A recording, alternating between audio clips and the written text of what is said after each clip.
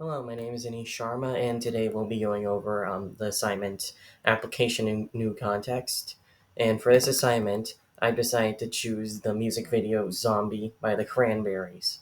This song, by the Irish band The Cranberries, was meant to be conveyed as an anti war anthem referencing the IRA's involvement in the 1993 Warrington bombings.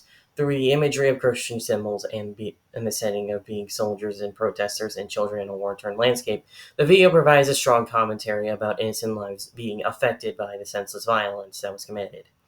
The connection that this has to Global Goal 16, I believe, is that it highlights the senseless violence and deep scars left on society by unresolved conflict. The visuals of children enduring said violence, along with the lyrics about the impact of conflict on individuals and communities, helps reinforce this need for peace and justice. So the first term I like to go over would be conflict, which is in this chapter right here, chapter 8. This term would refer to a clash of ideals between two parties over their differing ideals. These parties can range between individuals, groups, to even societal levels, like between two countries, for instance. Like they have different ideals on how to rule exactly. Like the difference between a democracy and an oligarchy, for instance. So in this scenario, Floyd uses the example of that conflict can arise from differences in needs, desires, or values. Specifically, he references when two roommates forget to text each other about dinner, which is referenced in this chapter in this page. So the idea of conflict relates back to the music video because at the 3 minute and 25-second mark, the video shows local children engaging in mock battles, using makeshift weapons and displaying expressions of intensity. This scene starkly contrasts the innocence, typically that is usually associated with childhood or children, and highlighting how the oppressive atmosphere can help influence a generational perception of what is considered normal in society.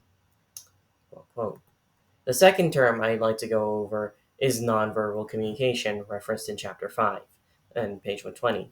This can refer to behaviors that convey meaning without the usage of words, which Floyd has 10 channels, those being facial displays, eye behaviors, movements, gestures, vocal behaviors, physical appearances, and the usage of time, artifacts, space, and smell, referenced in the preface of his book. An example of how nonverbal communication is used in this video is by how it uses imagery to tell its message. At the 40-second mark, it depicts a woman covered in gold, and I believe that this woman is the main vocalist of the band. I forgot her name. Anyway, the main vocalist is covered in gold, and the setting that she's in shows all sorts of Christian iconography, such as the cross, for instance. This use of nonverbal communication gets across the theme of sacrifice and suffering, symbolizing how innocents are bearing the burden of others' political and religious conflicts, and even cultural conflicts to an extent.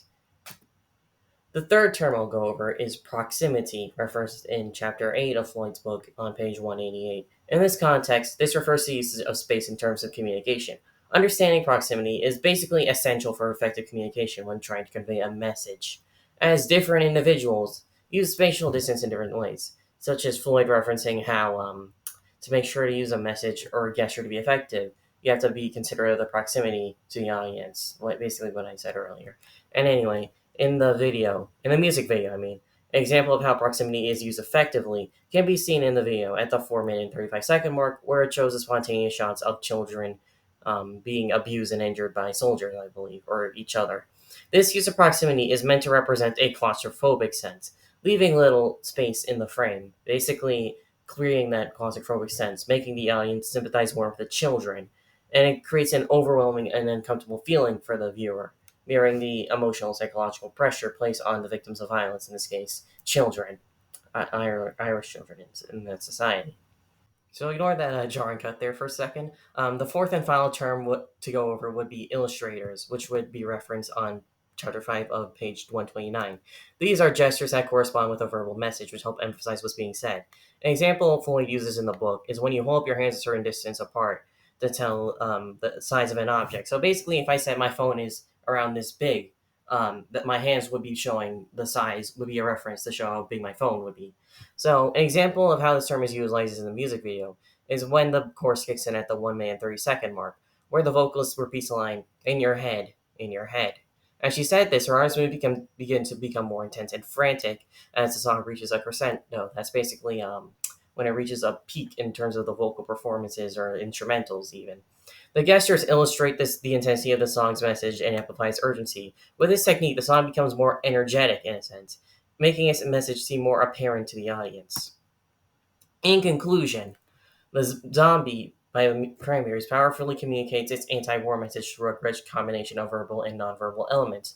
By analyzing the video through communication concepts such as nonverbal communication, conflict, proximity, and illustrators, we gain a deeper understanding of how meaning is connected visually and emotionally. Through uses of space, symbolism, and movement, these help express the psychological toil of violence and the lasting impact that political conflict has on innocence.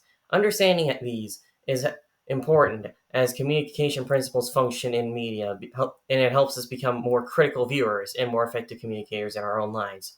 Ultimately, this video connects to UN Goal 16 by challenging the viewer to reflect on human costs of violence and the need for compassion, accountability, and peace building in our global society.